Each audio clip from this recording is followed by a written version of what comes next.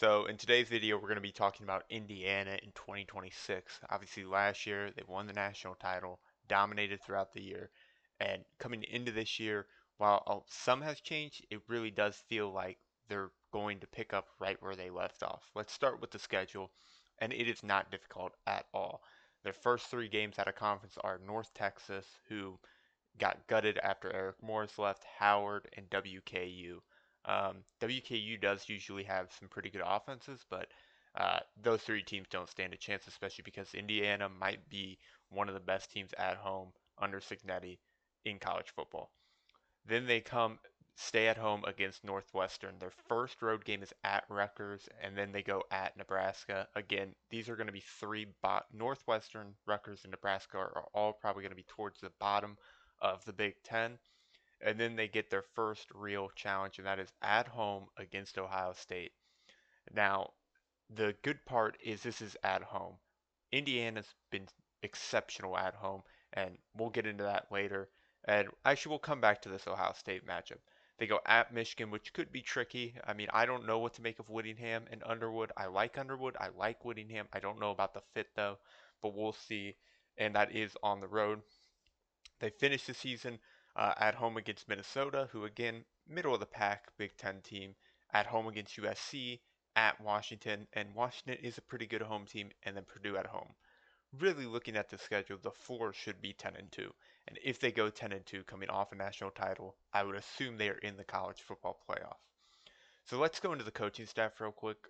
Coming off a national title game, a lot of times you would expect coaching turnover, but they're returning their head coach in Cignetti, they're returning the defensive coordinator and offensive coordinator. So everything is kind of staying similar in that coaching staff.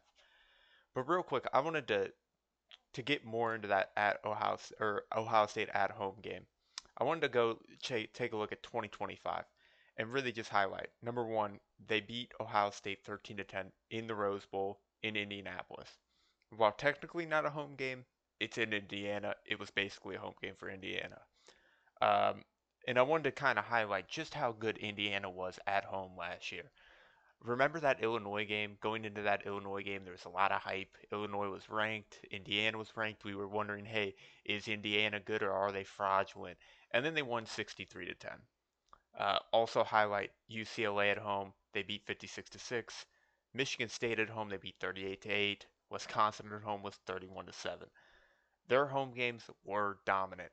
Actually, the closest home game they had was Old Dominion, who they beat 27 to 14. So uh, they played most of their games on the road at Oregon, 30 to 20, at Penn State, 27 to 24. So the close games and at Iowa, 20 to 15. So they played their close games, but a lot of times it was on the road. Going back to 2024, this was we can call it a worse team, and even still, at home against Michigan, they only beat by 5, but again, this was not as good of an Indiana team. At home against Washington, they beat by 14. At home against Nebraska, they blew out. I remember that game. They were both ranked. That was supposed to be a close game, and then they blew Nebraska out. So, as you can see, very, very, very good at home. And most of their close games are coming on the road. So, let's go back. As we can see, the Ohio State game is at home. So that gives me a lot of confidence that Indiana can find a way to win this game. The only other games I would worry about is at Washington. Washington's going to be pretty good this year, and Washington, like Indiana, is a very, very, very good home team. If you look at Washington, a lot of the games they end up losing and struggling in, they're on the road, they're going that East Coast to West Coast, and or sorry, West Coast to East Coast, and now Indiana's going to have to do that East Coast to West Coast, which a lot of programs have struggled with, except for Indiana. Go back to 2025, they went at Oregon, who obviously was very good, and won by 10. So it seems like if there's anyone to trust with going East Coast to West Coast, it is Indiana. The final thing I really wanted to get into, so again, I talk about the floor of this team being 10 and 2. They do play Ohio State, even if they lose that game, as long as they take care of business, at Michigan, USC, and at Washington. Those are three tricky games. So it really is those four games that are the only trouble I think that I see for Indiana. But the big question is going to be, okay, you lost Fernando Mendoza, you lost a bunch. Now they're bringing in Nick Nash at receiver from Michigan State. I think he's really good. He was one of the only bright spots at Michigan State. They're also bringing in Josh Hoover. And, just pulling up Josh Hoover here, I'm actually higher on Josh Hoover coming in than I was when Fernando Mendoza went to from Cal to Indiana. I wasn't crazy about Fernando Mendoza when he went from Cal to Indiana. I thought he was good, not great. He ended up, going crazy. I don't think Josh Hoover is as good of an NFL prospect. I think Mendoza's going to have a lot more success in the NFL. However, Josh Hoover is a very, very, very good college quarterback. We look here, he has a lot of experience. We're talking about 36 games in college football. Uh, in the last 2 years, he's had about 3,500 yards, 20. He had 3,900 yards, 27 TDs, 11 interceptions in 2024, and 3,400 yards, 29 TDs, 13 interceptions in 2025. So, and that's about on 66% completion percentage both years. So he has a lot of experience and a lot of success. Also at TCU, keep in mind, they were very play action heavy, and that is exactly what Indiana wants to do. They want to do a lot of play action, a lot of rely on the run.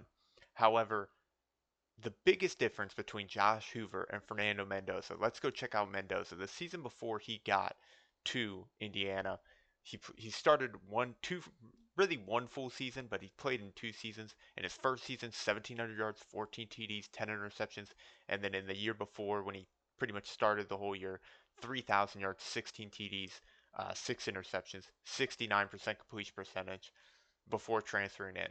So Fernando Mendoza was a little bit more accurate, but I also want to point out the interceptions. He had 6 interceptions the year before getting to Indiana, and then at Indiana, 41 TDs, 72% completion percentage, only 6 interceptions, 9.3 yards per attempt.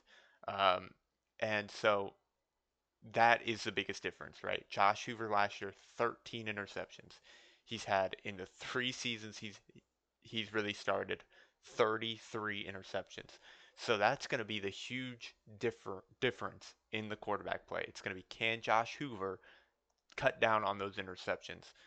Now, the offense around him, I do think will be better, but let's not act like TCU was bad.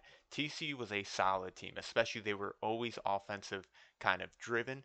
So the big question is going to be, if Indiana wants to go out and win back-to-back national titles, it's going to be, can Josh Hoover cut down on these interceptions and be a little bit more accurate? Again, Mendoza completed 72% of his passes. I'd want Josh Hoover in this RPO system, in a run-heavy play-action kind of system. I'd want Josh Hoover to complete about 68% or higher, while also I'd want those interceptions to be a little bit under 10. Okay, I'd want them to be able, because again, Indiana, a big key to their team last year was it always felt like they won the turnover battle. It always felt like they made very little mistakes, especially in the big time games. Going back, I mean, you look at this run, it was 13 to 10 against Ohio State. It was 38 to 3 against Alabama. It was 56 to 22 against Oregon, where they opened up the game with a pick six, and then obviously Miami 27 to 21 to win the national title. And Mendoza had a ton of big moments in that Miami game. Without Mendoza, they do not win that game at all. So the question is, can Josh Hoover kind of come in, and they're not really going to ask him to be Fernando Mendoza, but they're going to ask him to match his production in terms of, yards and, play action. The biggest difference, I think Mendoza is a better pure passer. However, I think Hoover in this Indiana system can produce similar numbers and similar results if he can cut down on those interceptions, which is a huge if. The final thing I want to point out is the yards per attempt. In his last 2 years, 8.4 yards per attempt. Look at Mendoza. He was at 7.8 the year before he got there, and then 9.3 last year at Indiana. So we know Hoover can air the ball out a little bit. He's got big time experience, so I think that's going to be the key to Indiana football in 2026 is, can Josh Hoover replicate that success? I think the floor for Indiana is at least a college football playoff appearance, but if Josh Hoover can just be like 80%, maybe 90% as good as Mendoza, I think they can win another national title, especially with everything around them, especially with that coaching staff. I think they can have a lot of success. So That's all I got. If there's a team you want me to do after this, let me know. Thanks for watching.